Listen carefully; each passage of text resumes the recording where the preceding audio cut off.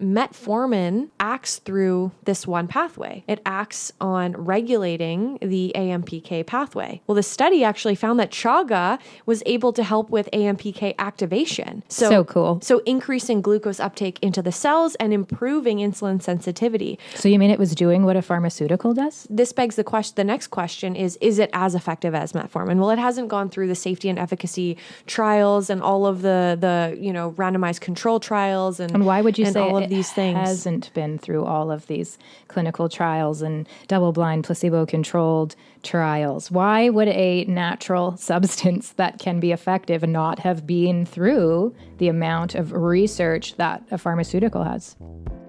Welcome to the Eversio Experience podcast. I'm Brandi Garden, the co-founder of Eversio Wellness, and I'm here with my co-host, Desiree Caruso, who has a background in naturopathic medicine. We're here to talk all about the world of mushroom wellness because mushrooms are critical to the maintenance of our physical well-being and our collective mental health. We believe mushrooms are symbols of interconnectedness, and we're so excited to connect you with the health, wellness, and wisdom that they have brought us on our journey to this moment.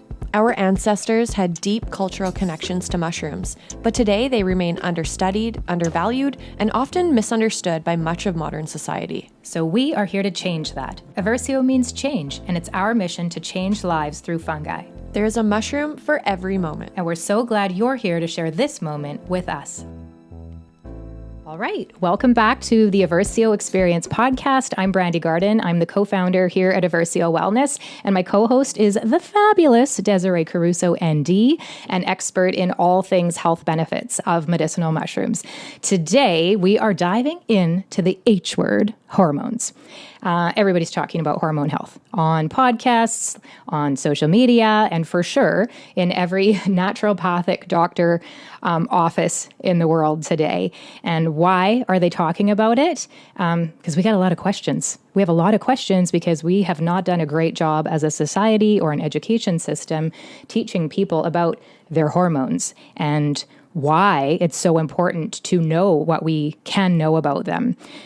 We are, for the most part, a society of people who are somewhat hormone illiterate, I would say. We just really don't understand our hormones.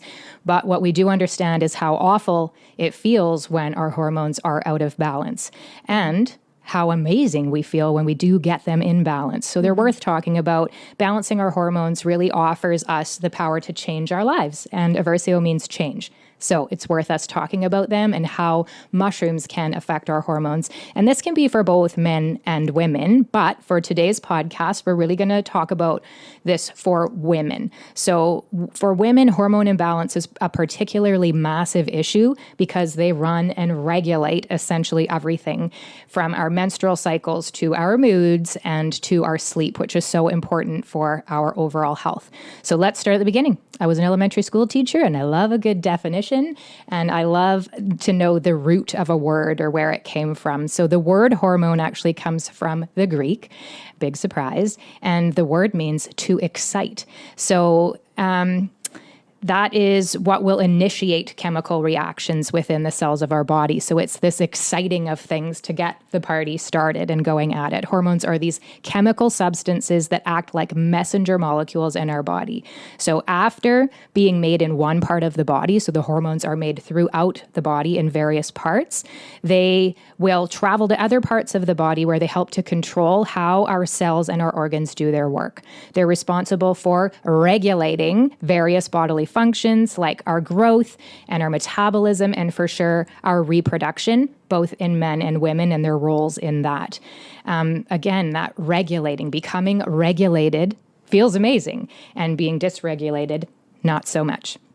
I love a good analogy to help us understand things. So Des, do you have a good analogy that you like to use to teach people about hormones? Yeah, I think we're in an age of technology. So you can imagine hormones as text messages that are being sent from your cell phone. And it's to the devices of each of your friends. So I'm texting this person, I'm texting this person, I'm texting this person. And each message prompts a specific reply or action, depending on its content and depending on the recipient. So just like hormones do, each hormone elicits a particular response in different parts of the body based on its chemical structure and target cells.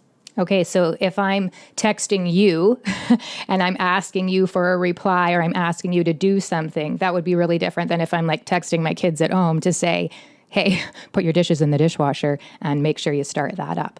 So I love that. I love that analogy to help people understand that different hormones are all doing different things in the body, and there are these messages that go around.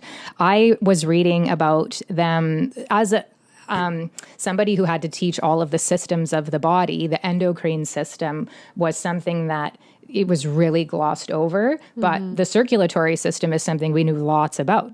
And I think of the circulatory system as this super highway around the body. So when I think about how we can relate hormones in, if your circulatory system is this super highway running through your whole body, your hormones are some of the most important traffic or vehicles or cars on that superhighway traveling around the freeways that are your veins and arteries and all around. So I like to think of hormones as cars. And if we're thinking of that, then the endocrine system is like a massive corporation that owns many car manufacturers. So there's the pancreas. That's one manufacturer of cars. It's like Porsche. And then the thyroid manufactures some cars, and the adrenals manufacture some cars, and the ovaries manufacture cars. And they're all manufacturing different cars. And those hormones or cars that they're manufacturing are constantly driving through the internal highways to transport messages and signals between your body systems and organs. So let's give the example of eating food, something we all do. I was just doing it.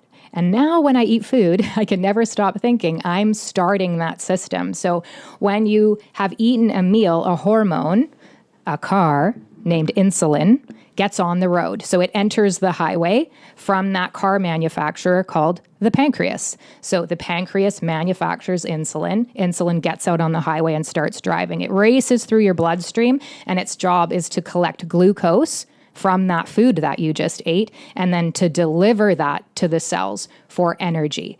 So that's one example of how we have this system that produces this hormone, and this hormone has this job. And that's one of so many things going on. So when our hormones become imbalanced and it starts affecting us, it's usually due to one of a few things.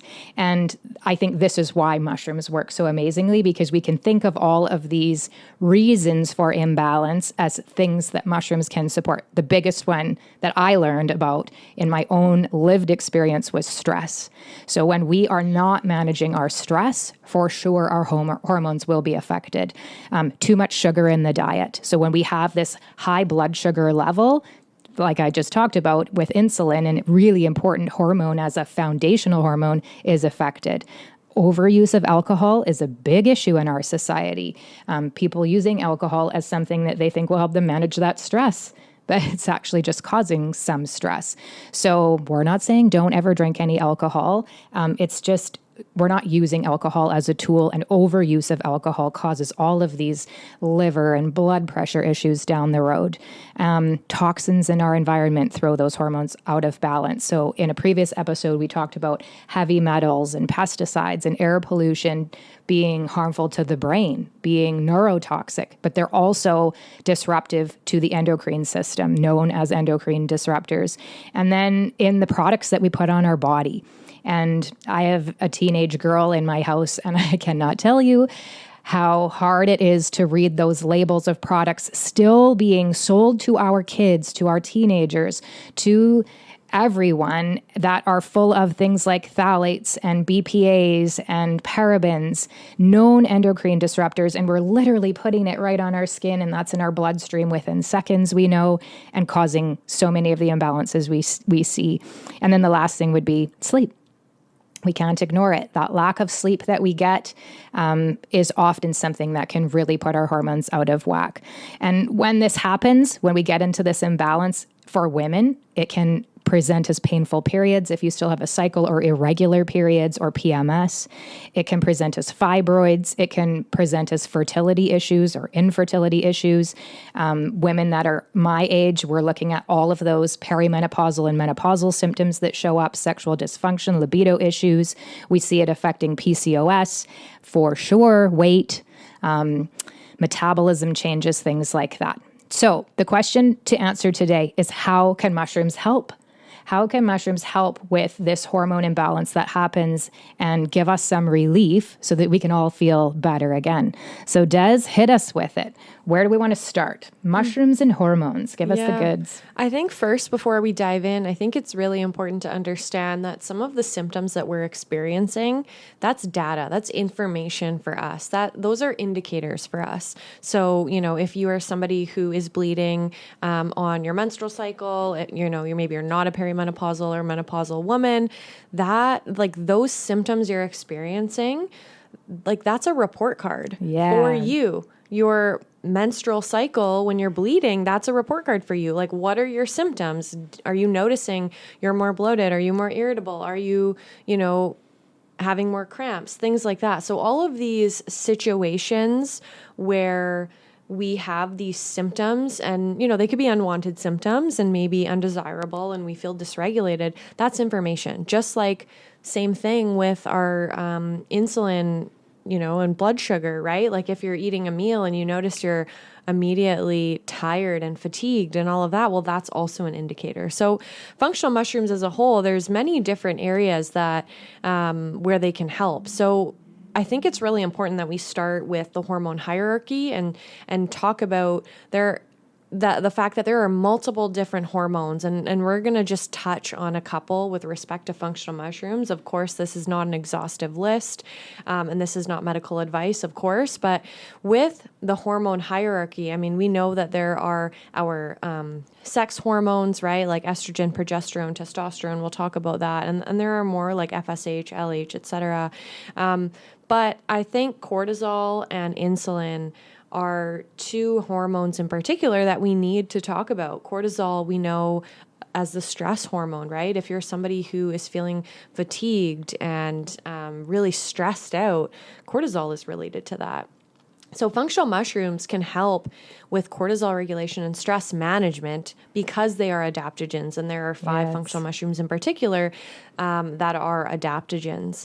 Adaptogens help our body physiologically deal with stress. So if you are somebody that when you're experiencing a stressful situation, it can help to modulate that response. Instead of getting super high and super stressed out, it can help your body physiologically respond to that in an adaptive way as opposed to a maladaptive way.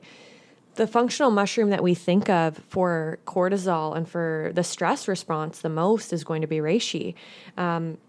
Research on reishi shows that it has anxiolytic-like properties. Anxiolytic means mitigating anxiety symptoms, right? It's helping to calm yourself, calm your nervous system. I think a lot of people who take reishi will say that they actually feel those anxiolytic effects. Absolutely. I've even heard them use the word regulated. I just feel more regulated. And are they experiencing exactly what we just talked about? Their hormones starting to come more into balance. Absolutely. And I think it's why, Brandi, you call it herbal yoga. Yes. Right? Because you just think about when you've just done a yoga class in the infrared, right? And you're sweating and you just feel so calm and just grounded. Mm-hmm. That is a similar experience that I have when I take reishi.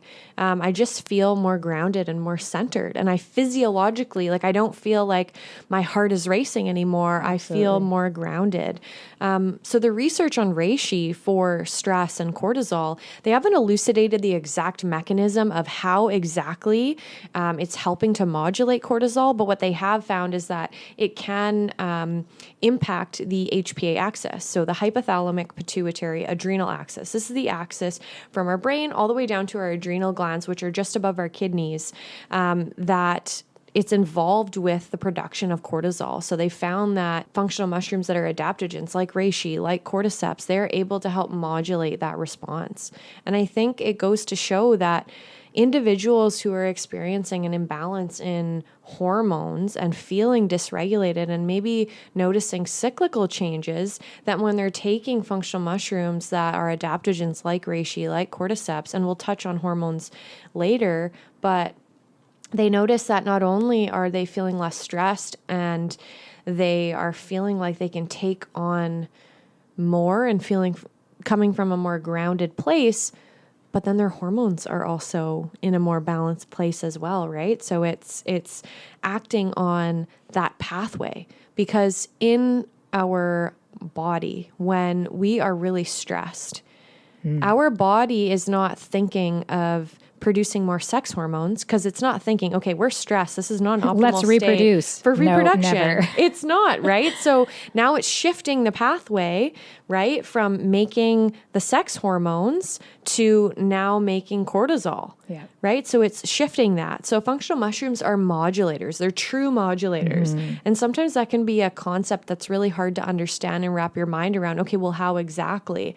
Well, it really differs on the person. It depends on the person and what you're experiencing and what your hormones are like. And what you need to balance. So what it's going to affect in me. And I can say that I was somebody when I was in that kind of heat of the autoimmune flare condition state, I can always relate those flares back to times when I had high stress. Yeah. Even today, and I can say I'm on the other side of my autoimmune disease state, I have experienced flares, and they come at Christmas time, right before a vacation when I'm stressed to kind of get work wrapped up and sorted out and make sure I've packed everything and children are taken care of and all the rest.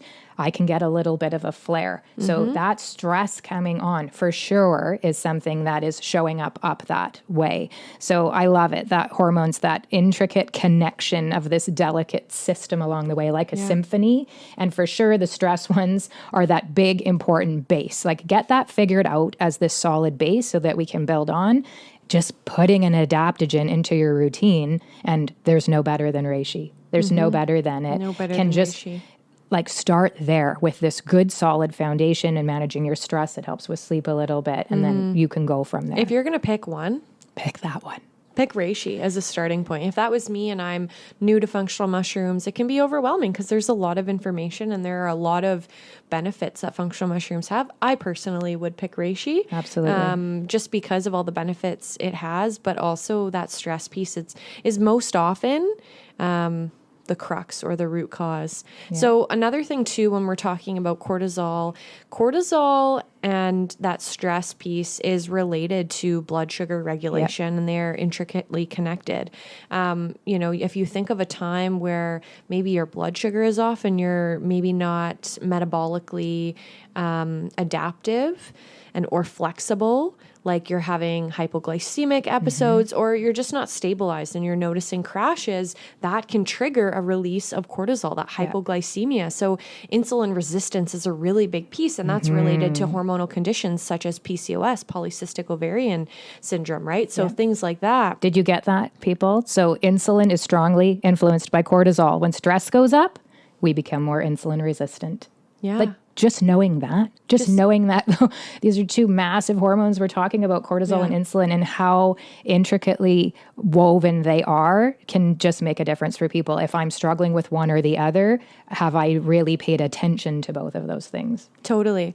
So I want to highlight a couple studies with respect to insulin, blood sugar, insulin resistance. So for those of you who don't know what insulin resistance is essentially our cells are not sensitive to blood sugar, to, glucose, right? Which is blood sugar, right? Our blood sugar is going up and our cells are not sensitive to that, and they can't take up the glucose into the cell. And so that is what can cause maybe hyperglycemia, where we have changes, and our tissues are not as sensitive to glucose. So this is really important when we're talking about functional mushrooms, because can they impact insulin sensitivity? We want to be sensitive. We want them to be sensitive, right? Yes.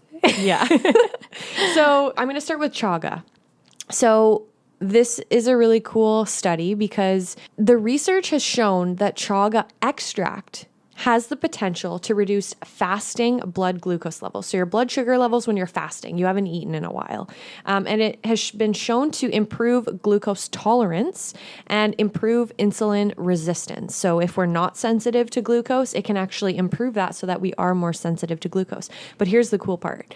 So chaga extract can activate pathways in the body that are required for normal metabolism, because an imbalance in these particular pathways, can lead to development of type 2 diabetes and obesity, things like that. So this one particular pathway, which I found was really cool, is that metformin acts through this one pathway. It acts on regulating the AMPK pathway, Well, the study actually found that chaga was able to help with AMPK activation. So cool. So increasing glucose uptake into the cells and improving insulin sensitivity. So you mean it was doing what a pharmaceutical does? Well, it's acting on that same pathway. So does it mean, and this begs the question, the next question is it as effective as metformin? Well, it hasn't gone through the safety and efficacy trials and all of the randomized control trials and why would you say all it of these things hasn't been through all of these clinical trials and double-blind placebo-controlled trials? Why would a natural substance that can be effective not have been through the amount of research that a pharmaceutical has? Des, show me the money. Show me the money. Not a lot of interest in doing research on natural compounds, because who is going to benefit from their research? Who is going to benefit from knowing when we cannot patent a natural compound, and therefore no pharmaceutical company can ever have the rights to put a brand name on it, and therefore there's just no money in it. Mm-hmm. And we see in our society all too often that when we find these amazing ways to support our health naturally, they don't get the attention that they deserve. So understudied, so undervalued, and therefore so underutilized. So I love this research about chaga. Yeah, it's cool. And it doesn't mean that it's, as effective as metformin, but it's just going to show you that chaga can help with blood sugar and insulin sensitivity, and the fact that it overlaps on a similar or the same pathway as a pharmaceutical with known efficacy for insulin sensitivity, I think is very fascinating, because when you look at research to come, right, there's going to be more solid mechanisms of action for how exactly it does it. And I think that's the biggest thing, is elucidating the exact mechanism of action. So with that being said, another functional mushroom that doesn't really get a lot of the spotlight is maitake. So with respect to insulin resistance, studies have shown that maitake extract is also able to lower blood glucose levels while improving glucose tolerance. So improving the transportation of glucose from the blood into the tissues, right? And research suggests that it works by enhancing peripheral tissue sensitivity. So peripheral meaning, further away. So further tissues like, muscle tissue and things like that. So that improved level of glucose uptake helps to mitigate against type 2 diabetes, because individuals with type 2 diabetes often have an impaired glucose uptake in these peripheral tissues. So I think not only that, it's also having ergothioneine, because maitake is a source of ergothioneine, which needs its own episode just on its own. The super antioxidant, the longevity vitamin, some people are calling it. Yeah. So, further to that, there's one other mushroom with respect to insulin resistance, and that is going to be reishi. Yeah. Right? Seriously, what can't reishi do? The queen of mushrooms. The queen of mushrooms. No wonder she helps with hormones. So there was a human study, and it was a multi-centered randomized control trial of reishi extract, and there were patients with type 2 diabetes that were in the trial. And what they did was they gave them 1,800 milligrams 3 times per day. Whoa. Which is 5,400 milligrams, and they examined them for 12 weeks, so for 3 months. And they compared them to placebo, and the outcome of that was that there was reduced hemoglobin A1C, as well as fasting and postprandial plasma glucose levels. Ooh, what that means is hemoglobin A1C is a marker that doctors will use to assess your blood sugar and see how that's going, as well as your fasting, so you haven't eaten in a while. And then postprandial is after a meal, because those who are maybe not as sensitive or not as metabolically flexible, they will have a spike after they eat, and then they'll have a drop, as opposed to having it more stable after a meal. So that's really important. Let's go back to this dose. Say that again. How much were they taking? 5,400 milligrams. Okay. So this is so important. So if you are somebody that says, I've been taking reishi and I haven't noticed this, I've been taking reishi and it's not affecting my blood glucose levels, it's not affecting my insulin resistance, is it possible that people aren't taking enough? Yes, it's possible that people are not consuming enough. And this is something that when we developed a reishi product for sure. We looked at research like this to see what was required. So one of our capsules of organic certified 15-to-1 reishi dual extract has 3,750 milligrams quantity crude equivalent. So two of them are going to have 7,500 milligrams. So to be in line with the good research that shows not only safety, but efficacy, 2 capsules of a product when you're taking something high quality is enough to be in line.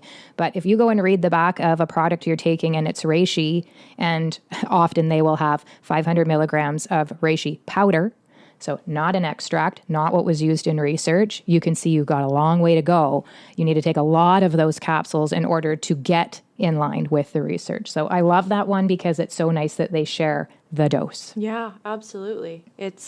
That's so important. You can take something that's in line with the research. We call it pixie dusting. Yeah, sometimes. but you need to, what's the dose? Yeah. Desiree, is there a time of day? I was in the grocery store last week and we found, you know how I feel about mushroom gummies. And I love gummies. Don't get me wrong. But we were in the grocery store and there were mushroom gummies, and the mushroom gummies that said mushroom supplement on the front had 2.5 milligrams of reishi extract in them. 2.5 milligrams. Like, you have to read your labels. And then people are, well, it didn't work for me. I guess not. I guess it didn't. It's honestly funny. It is funny. Because if you look at one capsule, right, of our reishi, I'm going to burst out laughing because I don't know what to say. I know. It's 3,750 milligrams. One capsule. In one capsule. And then it's 2.5 milligrams. Let's take 1,000 gummies and see how we do. So she's not a mushroom gummy hater. No, it tastes delicious. You just really like honesty and transparency and a therapeutic dose. I can't stand people wasting their money. When I came to looking for mushrooms to really replace a pharmaceutical for myself and improve my health, I was an elementary school teacher who made the salary of an elementary school teacher. And for people to spend their hard-earned money on something that is never going to deliver the benefits that companies are citing as research to go along with their product, it is ethically not okay with me. And that is one great example. So thank you for sharing that study that really shows us the science, because it's just science. There it is in black and white. Yeah, it really is. So, unless you want to take the gummies for a hobby or maybe as a little candy. Yeah. Yeah. Okay. I don't know. Okay. So moving on, we have estrogen and progesterone. So there are a couple different functional mushrooms with respect to estrogen and progesterone that come to mind, reishi being one of them again, and then cordyceps, just because they can help to modulate the hormone pathways, modulating the HPA axis and mitigating that cortisol production. And studies have found that both cordyceps and reishi have been able to modulate levels of estrogen and progesterone. So what that means is, let's say somebody has lower levels of estrogen or lower levels of progesterone, that when they're taking a therapeutic dose, it was able to normalize to a healthy normal for that person. So cool. And same thing in a person who had higher than normal levels of, say, estrogen and progesterone. It was able to help modulate that into maybe a lower, again, with this regulating, normal, right? And that's the modulating piece. Yeah. So many, I think, times we go and we think, oh, I have estrogen dominance. My estrogen is high and it's presenting like this, so I need something to lower it. Or I have low estrogen and it's presenting like this and it's really affecting me. And often when we take something that just increases or decreases, now we're, playing this balancing game, where I love that mushrooms have this, I always call it mushroom intelligence, where they're not increasing or decreasing. Yeah. They're regulating, they're bringing things into balance. And these are our sex hormones. These are testosterone and estrogen and progesterone are those tier 1 hormones that's what we're feeling. So, you talked about cortisol and insulin and oxytocins, and they're these base ones. When we get those aligned, then we can start to see these sex hormones be affected. But what if people have information because they've done all of this great testing available and they know, yes, estrogen is something that needs work. It needs to go up and go down. I love that. We can trust that these are going to bring it where it is supposed to be, because our hormones aren't supposed to always be at the same level. right? Especially for women when we look in our cycle, and we'll do a whole episode on mushrooms and cyclical living, but it's normal for our estrogen to be low when we're bleeding. That just makes sense. It's normal for our estrogen to be high when we're ovulating, and it's coming back down again. So we don't just want it to be sunk and then we're not being us. We are not being how we would be in nature. So I love that. Yeah. And the thing too, with respect to estrogen and progesterone, is that looking at the research for reishi, where research is saying that it's able to exhibit estrogen-like activity. So that doesn't mean that you take it, your estrogen's going through the roof. It's helping to modulate levels of estrogen. And based on the research, when they take it, they've found that in the research, symptoms that are indicative of healthy estrogen levels, which would be they're what? Being demonstrated. So like, for example, in rat studies, they're looking at uterine weight, right? So they're examining that. But here's the caveat that's really important, is that they have found that this estrogen-like activity is attributed to the compounds that are alcohol soluble. The alcohol extracts. Our reishi is a dual extract, right? So not only, of course, are the polysaccharides and beta-D-glucans, which are hot water extracts. Water soluble. Right? They're water soluble, but it's really about the exact molecule that needs to be present from that alcohol extract. And we talk about that all the time with lion's mane, right? When we were talking about hericenones in our last episode. It has to be a dual extract. Yeah. And if you're curious and you don't know exactly what we're talking about, go back to episode 2 where we talk about that particularly for lion's mane. But this is where reishi has been shown to exhibit this estrogen-like activity. And they found that in this one particular study where they're looking at rats and they're looking at their uterine weight, they found that the water extracts actually had no benefit. So is it ganoderic acid they're looking at?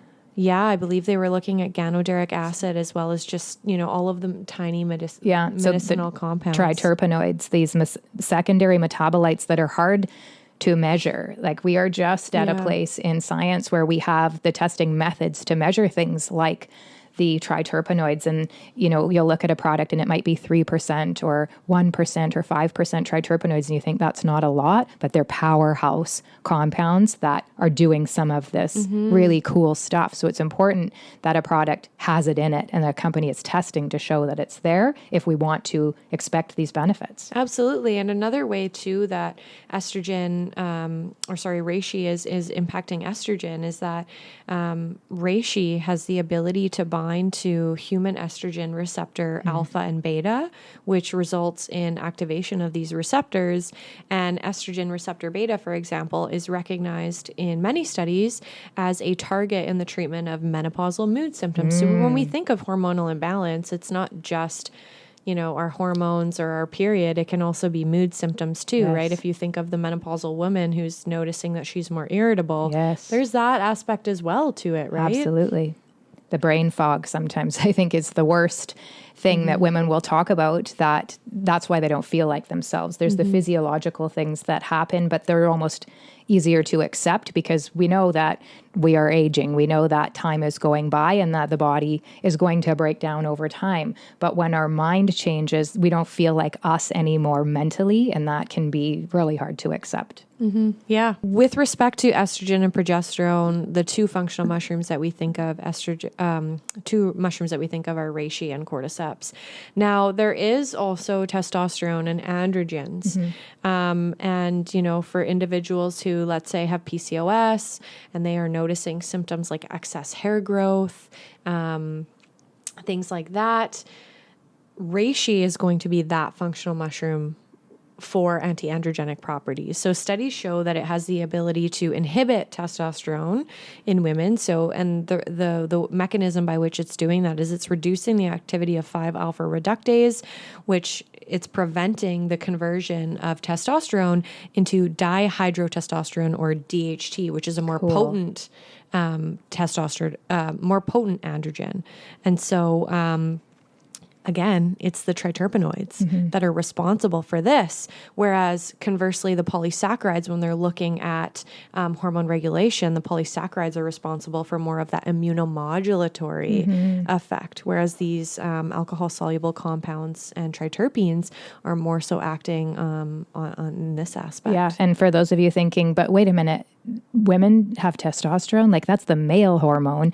Yeah, we do. We require it. And it kind of shows up end of the follicular phase, beginning into that ovulatory phase. And if we don't have the right amount of testosterone, for sure, we're going to feel it at that time. And it can affect fertility and ovulation and all of that. So knowing that we have estrogen, we have progesterone, we have testosterone, and they're moving. They're this moving target. There's this flow of them, and that it doesn't mean, it doesn't mean you're more manly. It means that you are balanced in the way that you are supposed to be as somebody that was born that gender and has those hormones naturally flowing through in a cycle. Absolutely. So I think that was something that I didn't realize I needed to support some testosterone. And I think we feel it. We feel it coming on as that time of really in our power and more assertive. This is when I want to do those harder, heavier workouts. It's testosterone showing up and supporting that in us. This is when we plan all of the hard meetings at the office when we're in that ovulatory phase and testosterone is highest for us before it disappears again. Speaking of ovulation, there's a study I want to point out about Mytaki because it's cool. Yeah. So PCOS patients who originally failed first-line drug treatments with clomiphene citrate, they were given Mytaki mushroom extract. And they found that concomitant use, so use of both clomiphene citrate, which is a pharmaceutical medication that's first line to induce ovulation. So OB-GYNs will prescribe that. Is it called Clomid? Yes. That's not the one? It's called Clomid. So they will take that, the clomiphene citrate, and then they will also take, in this study, Mytaki extract. They were able to induce ovulation. They found that it was more effective when they're taken together. So cool. Yeah. So interesting. And I think we need to remember that too. Never are we saying stop taking your pharmaceutical, but sometimes mushrooms can come in as this friend, this something that can come alongside, and people can be taking less of a medication. People can be experiencing benefits from a medication that they didn't before because mushroom molecules are coming in to support whatever the mechanism of action is supposed to be. Absolutely. And also around the ovulation time, that's when, for women in particular, that's when libido is increasing, right? So there's a mushroom in particular for libido, and that's cordyceps. Research shows that it's able to improve libido in both women and men, and that it was found to improve egg quality or oocyte quality in women and then sperm quality in men. So there's also that piece as well. So important. With respect to hormones. Yes. And perimenopausal, menopausal women, you will know that something we don't talk about is libido. And, we think about... It's taboo, right? It is. And it's so, it's important to have great libido when you're in those fertile years and you're thinking about becoming a parent. And, we have to have that in order for everything to be in rhythm for us to be thinking about reproduction. But when we are in the perimenopausal, later perimenopausal, menopausal years, and we think, oh, what does libido matter? Because you're not trying to reproduce anymore. It matters. This is connected to our joy. This is connected to our oxytocin levels. Again, another base, foundational hormone we need to have. When we have connection, when we crave that connection, we are producing oxytocin. So I think we need to talk more about the importance of a libido and desire and craving the joy that comes from being able to connect with somebody that you are wanting to be with because your libido is doing what it's supposed to do. It's doing what we were born to do. We were born to have connection. So I think that's massively important. And I can tell you from experience that cordyceps is that one. You can feel the difference. Often people will think it's due to increasing blood flow. That makes sense that it's connected to libido. But I think cordyceps has been so sold as the man's mushroom. Right? For sports and for endurance and stamina and this energy mushroom, which yes, it does all of those things, but I love that that's how it can benefit women. And for sure, when we look back at the ancient times, we saw these animals herding in the Himalayan plateau, and they were munching on the natural cordyceps that were growing in that area. And they saw these yaks going into heat, and it's because they were eating the cordyceps. So we see it as this, they called it Himalayan Viagra, but increasing the libido of animals naturally in history. And now, why aren't we using it like that? So such a great thing for balancing that. Yeah, in absolutely. Our hormones. Absolutely. Hormones, it's not just one piece. It's all connected. And I think oftentimes sleep and stress are, they're the foundations. And like we say all the time, you cannot supplement your way out of a poor lifestyle. If you're looking for functional mushrooms to solve all of these things, it's not going to happen. Okay, so I can't say like, okay, I need to balance my blood sugar, so I'm going to have a Slurpee for breakfast, but I'm going to put mushrooms in it, so I'll be okay. No.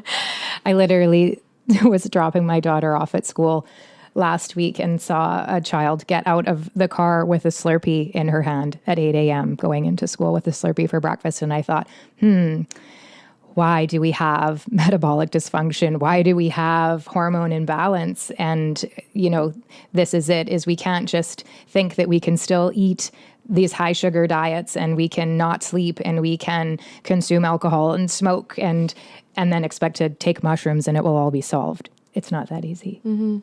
I wish it was that easy. It's not. Functional mushrooms are a way to upgrade your routine and the foundations and coming back to yourself, and eating nutritiously is part of self-care. Absolutely. Right? As well as sleep and all of these things. So the foundations are extremely important. And then from there, functional mushrooms can go on and help to enhance that and help to modulate some of these imbalances that we may be experiencing. So I think we can say in summary that many medicinal mushrooms are adaptogens. And when we consume an adaptogen, we're really supporting these foundational hormones of insulin and cortisol. And when we have this strong base, then the sex hormones, progesterone, testosterone, and estrogen we can help them to fall into balance, fall into line, and then we can experience this feeling of being regulated.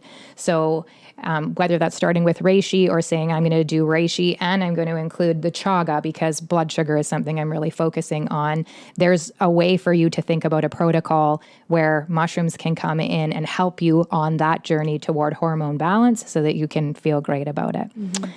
All right. I think we can wrap it up there. And at the end of each episode, we like to share a review from a customer from this week. We get so many incredible reviews on the website these days. And sometimes they're so beautiful that we've got tears in our eyes reading them. So Desiree, do you have one that you would like to share today? I think you go first because I went first the last 2 times. Okay. So I am going to read one that's about tremolo, which we didn't talk about today, but I think that it's an interesting one because today we talked about women's hormones and tremolo. If cordyceps is thought of as the man's mushroom, tremolo is the beauty mushroom, and therefore often women are choosing it. And this one was called soft, hydrated skin, something women experience when our hormones are balanced. So this is from Caitlin, and she said, I am loving this so far. I have really noticed how soft and hydrated my skin has been feeling. I have always struggled with super dry skin, and no matter how much I would moisturize, it would still feel like sandpaper.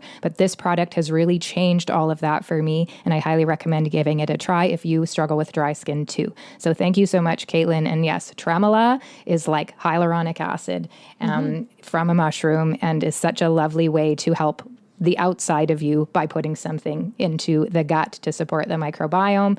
It also supports the brain, and we're so glad that you're experiencing benefits, Caitlin. I love that. That's cool. So mine is from Heather O, and this is for the 3 mushroom blend, the yellow one. And she says, amazing. I've been taking the Awaken blend, also now called 3 mushroom blend, and chill now for a few months. And I honestly could not imagine my life without them. Game changer. I love it. Like, so cool. How many times do we hear those words? Game changer, changed my life. Eversio means change. It's happening. Yeah. Mushrooms are changing people's lives. There's a mushroom for every moment. It's just finding the one that's right for you in this moment. Love it. All right, everyone. We will see you next time. And thanks so much for coming to join us on the Eversio Experience. We hope you learned something new here today. If anyone you know could benefit from what we shared in this episode, please share it with them. And if you're interested in adding mushroom wellness to your life, you can use code podcast15 to save 15% on your entire order at EversioWellness.com. If you haven't yet left us a rating and review, subscribed to this podcast, or followed our social media accounts listed in the show notes, we would so appreciate that. Thank you so much for sharing this moment with us. Until next time, be well.